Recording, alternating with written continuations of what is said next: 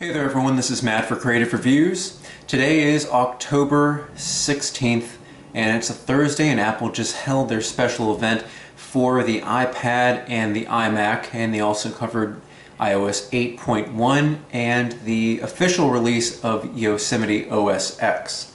So we're going to go down a few notes that they had, or I'm going to go down a few notes that I took from the keynote that they just had. Biggest iPhone launch for the 6 and 6 Plus. Record-breaking month and first day sales for iPhones. They spoke about Apple Pay. Apple Pay will be available this Monday. That is going to be the 20th of October.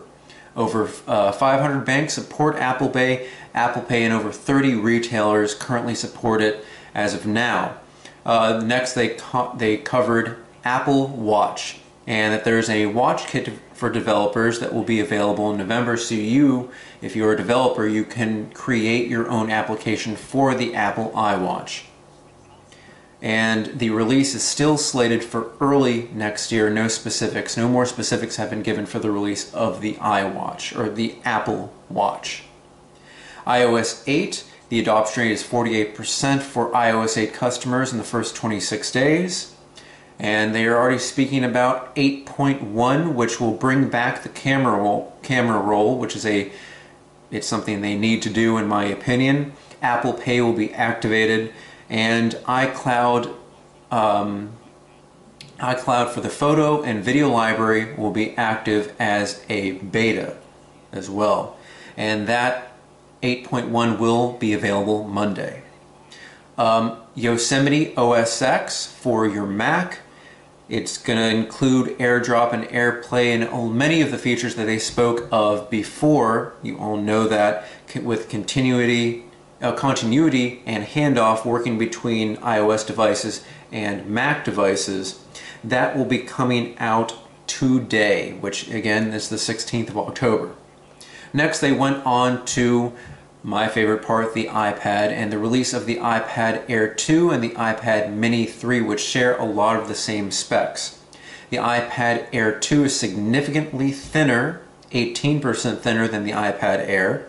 There is a gold color option, and there's a huge increase in the graphics and processing power. It also includes Touch ID, and you can now do a lot of cool things like edit 4K images with Pixelmator. And my favorite option, because I use my iPad outside, they have a new anti-reflective coating, and they have laminated all aspects of the screen, so it's going to look like the iPhone 6 and 6 Plus, where everything is pretty much against flush on the glass and there are no air gaps in between, which is something I have noticed on products in the past, and I would like that they got rid of that on the iPhone 6 and 6 Plus.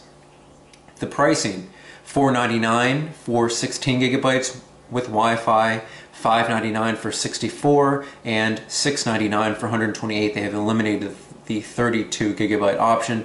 I wish they eliminated the 16 and went to 32, but they're going with the iPhone 6 and 6 Plus's pricing tier, which is a little bit kind of schemy to get money, but that's what they're doing. The iPad Mini 3, which I said shares a lot of the same specs, improved camera, thinner, that also is going to go for $399, just like the previous version, for 16 gigabytes with Wi-Fi, $499 for 64, and 128 is going to be $599. And if you want the cellular version on any of these, you add $130 per. A very big announcement that they had was the iMac now has Retina display, and not only Retina display, 5K Retina display. That's going to go for $2,499, which is a lot of money, but that's for a 27-inch version with a 5K display, and that ships today. They did make another improvement on the Mac Mini, and that it has a increased graphics and processing power and a lot more ports on the back, and that's been reduced from $599 to $499. And again, that ships today as well. So they have a long list of products now to be available to the public. They have the iPhone 6, 6 Plus, iPad Mini 3, Apple iPad Air 2. They have your traditional iMac line, and you have now your Retina 5K iMac line. Now they showed the MacBook Pro and MacBook Air, but there were no improvements said on there, and the MacBook Air still does not have a Retina display.